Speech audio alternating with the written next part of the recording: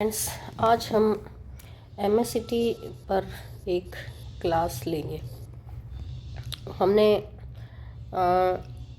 ये जो main MSCT में डेथ क्लेम के जितने भी मामले हैं, डेथ क्लेम वाले, तो इसमें जो आधारभूत केस है, बिल्कुल आधारभूत बेसिक केस जो अभी भी लागू है, ये सरला वर्मा का केस है। तो सरला वर्मा का जो केस है ये एमएससीटी का आधारभूत केस है, और जो भी व्यक्ति एमएससीटी की प्रैक्टिस करना चाहता है या इस पर कोई डिसीजन करना चाहता है या लर्निंग करना चाहता है या उसे कोई एग्ज़ाम पास करना है, तो सरला वर्मा का केस जो है ये सबसे इम्पॉर्टेंट केस है, ये उसे पढ़ना चाहिए। तो ये सरला वर्मा का केस माननीय सुप्रीम कोर्ट का केस है। मैंने इसके कुछ अंश एज इट इज जजमेंट में से उतारे हैं और मैं इनको आपको समझाते हुए चलूँगी कि इस सरला वर्मा के केस में क्या मुख्य बात कही गई थी। तो माननीय सुप्रीम कोर्ट का डिसीजन है, ऑनरेबल जस्टिस RV रविंद्रन ने ये जजमेंट दिया था, और बहुत ही इम्पॉर्टेंट ये जजमेंट है। इसका सिविल अपील नंबर 3483/2008 है, और ये SLP जो है, सिविल की SLP थी, 2007 में पेश हुई थी। तो इसमें ये जजमेंट 2009 में ये आया था। तो हम इस सरला वर्मा के केस में, ये दिल्ली ट्रांसपोर्ट कॉरपोरेशन के अगेंस्ट में था। सरला वर्मा अपीलांट थी, यानी इसमें क्लेम पिटीशन भी सरला वर्मा ने ही पेश की थी। ये क्लेमेंट भी थी और बाद में ये माननीय सुप्रीम कोर्ट भी यही गई थी, तो इसको अपीलांट कहते हैं। और इसमें दिल्ली ट्रांसपोर्ट कॉरपोरेशन इसमें रेस्पोंडेंट था। जो दूसरी पार्टी होती है, विपक्षी पार्टी, उसको रेस्पोंडेंट बोलते हैं। तो एमएससीटी के केस में ये आप ध्यान रखिए, रेस्पोंडेंट विपक्षी जो पार्टी होती है, इसको प्रार्थी पक्ष या हम इसको आवेदक पक्ष बोलते हैं। ठीक है, तो ये आवेदक पक्ष थी सरला वर्मा। अब इसमें हुआ क्या था, ये मल्टीप्लायर, इसमें माननीय सुप्रीम कोर्ट ने इसमें मल्टीप्लायर और डिडक्शन के सिद्धांत दिए थे, और उन्होंने एक जनरल कंसेप्ट, क्योंकि तब तक ये था कि डेथ क्लेम में भी किसी को पता नहीं चलता था कितना क्लेम देना है। किसी में जो ट्रिब्यूनल्स थे वो 50 लाख रुपए दिला रहे हैं, तो वैसा ही सेम केस था, उसमें 10 लाख रुपए पास हो रहे हैं। तो ये विविधताएं बहुत ज़्यादा थी। तो इन विविधताओं को रोकने के लिए ये इस सरला वर्मा के केस में जनरल कुछ प्रिंसिपल स्थापित किए गए कि अगर परिस्थितियों की अमुक समानताएं हैं तो उनमें कितना कंपनसेशन बनेगा, ये इसमें बताया गया है। हालांकि सरला वर्मा के केस के बाद भी स्थितियाँ टोटली हम ये नहीं कह सकते कि एक जैसे केसेस में कितना इसमें मिलेगा, क्योंकि ट्रिब्यूनल का डिस्क्रेशन अभी भी है, क्योंकि एविडेंस जो है, क्या साक्ष्य आई है और क्या साबित होती है, इस पर भी क्लेम बहुत कुछ डिपेंड करता है। लेकिन फिर भी कम से कम 90% मामला तो इस सरला वर्मा के केस से हमें क्लियर हो जाता है कि हमें कितना कंपनसेशन मिलेगा। तो ये इसका साइटेशन है। आप वीडियो पूरा देखेंगे तो मैंने लास्ट में ये बताया गया है कि कितनी मामले में इसमें मल्टीप्लायर कितना दिया गया है और कितना डिडक्शन होगा।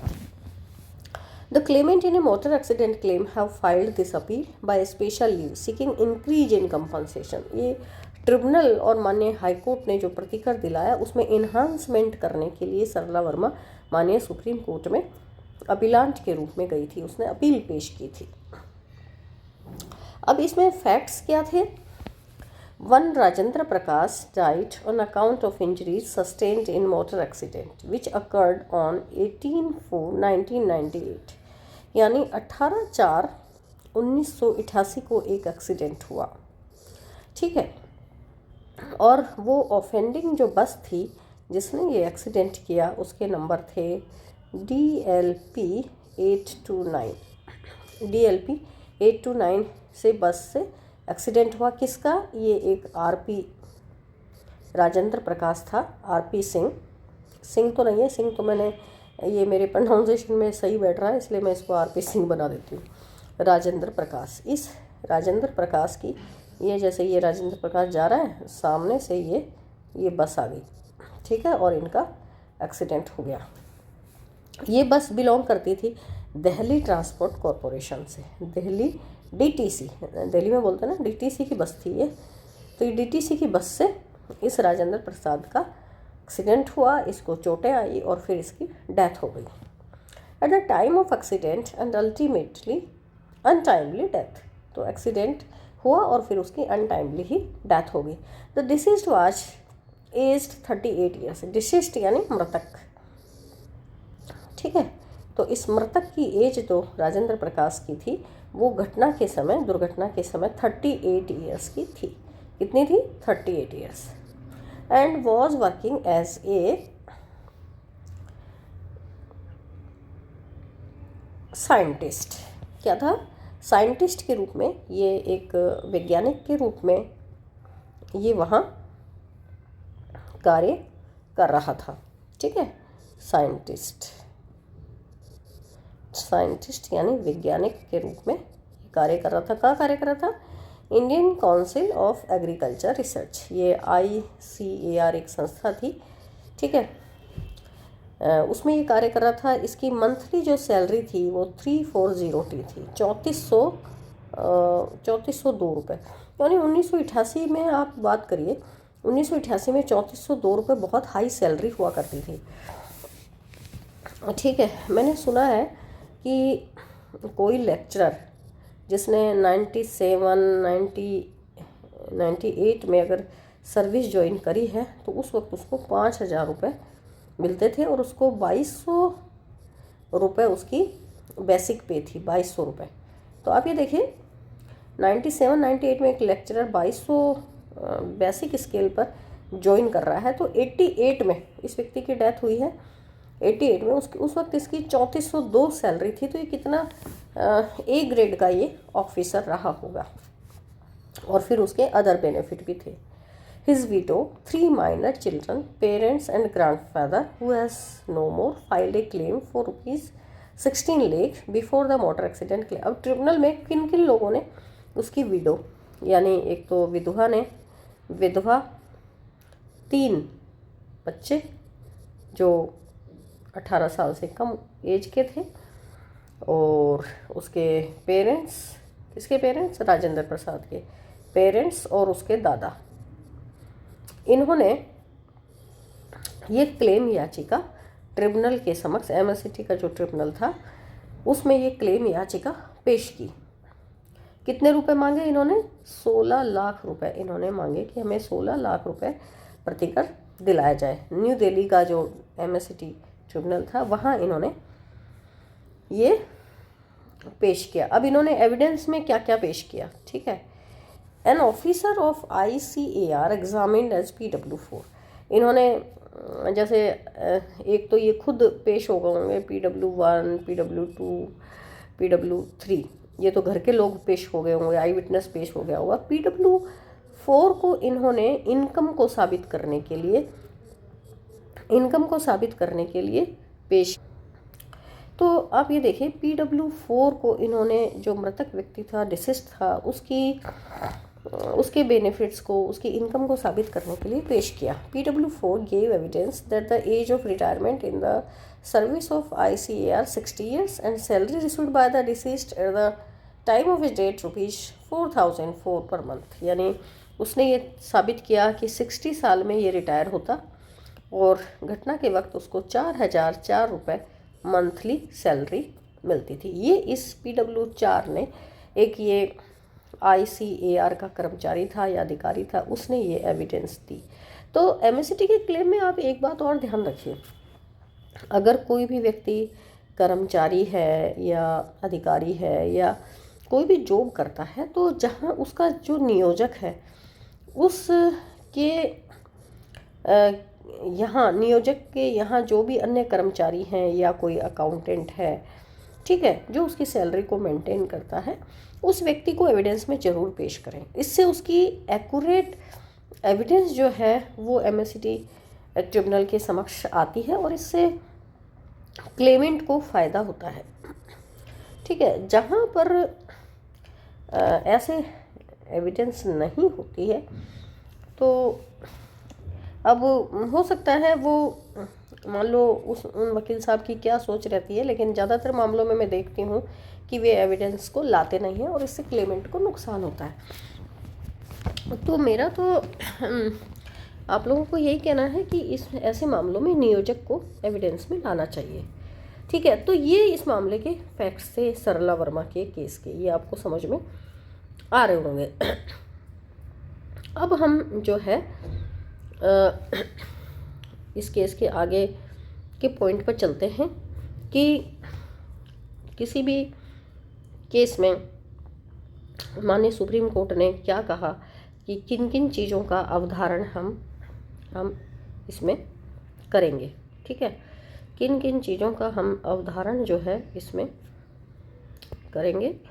तो पहला तो ये देखिए, अब मैं आगे जो एडवोकेट्स ने इसमें बहस की और उसमें मैं नहीं चल रही हूँ, मैं आपको शॉर्ट में ही इसका ये समझाऊंगी कि क्या क्या चीज़ें हमें इसके डेथ के मामले में कंपनसेशन के लिए माननीय सुप्रीम कोर्ट में इसमें अवधारित किया। तो इसका जो पैरा 9 है, मैं सीधा ही इस पर आ गई हूँ। इसमें माननीय सुप्रीम कोर्ट ने 3 चीज़ें बेसिकली बताई हैं, 3 फैक्ट्स की हमें क्या क्या चीज़ें साबित करनी होंगी। पहला, एज ऑफ द डिसीज्ड, जो मृतक की एज है, इस पर बड़ा इम्पॉर्टेंट रहता है कि ये हम उसको कितना प्रतिकर देंगे, तो एज उसकी साबित करनी पड़ती है। ठीक है, तो अगर कर्मचारी है और उसके नियोजक को हम कोर्ट में ले आए हैं, ठीक है, तो उसकी एज साबित की जा सकती है, या उसके स्कूल के डॉक्यूमेंट हैं या उसके नौकरी के डॉक्यूमेंट हैं, इनसे भी एज, उसका आधार कार्ड है, राशन कार्ड है, इनमें से कोई भी डॉक्यूमेंट आ जाए तो उसकी एज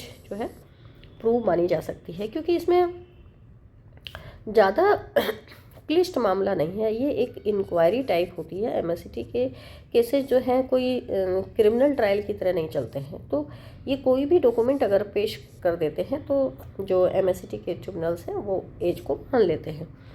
दूसरा बी पॉइंट है, be determine income of the deceased. पहला हमने एज साबित कर लिया, फिर हम उसकी आय को साबित करेंगे।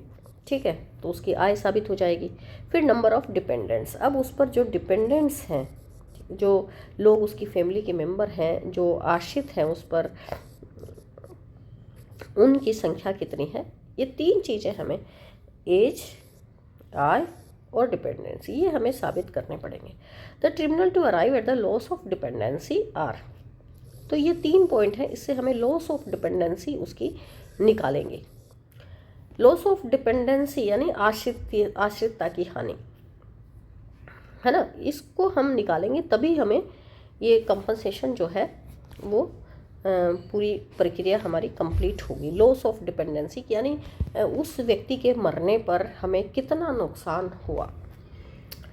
Additional deduction to be made for arriving at the income, the deduction to be made towards the personal living expense of the deceased, फिर हम उसके पर्सनल लिविंग एक्सपेंस भी निकालेंगे। The multiplier to be applied, फिर हम उसका multiplier देखेंगे। तो बेसिकली हमें if these determinants are standardized there will be uniformity and consistency in the decision. तो माननीय सुप्रीम कोर्ट ने कहा कि हमें बेसिकली 3 चीज़ें डिसाइड करनी है, एज, आय और आश्रित, और इनको अगर हम निकाल लेते हैं तो फिर हम लॉस ऑफ डिपेंडेंसी निकाल पाएंगे, हम मल्टीप्लायर तय कर देंगे, हम उसका पर्सनल खर्चा निकाल देंगे कि वो अगर ज़िंदा रहता तो कितना पर्सनल खर्चा करता। तो इस सारी कैलकुलेशन, इस सारी गणना के आधार पर हम एक स्टैंडर्डाइजेशन, एक फार्मूला तय कर देंगे जिससे हर केस में कंसिस्टेंसी और यूनिफॉर्मिटी आ सकेगी।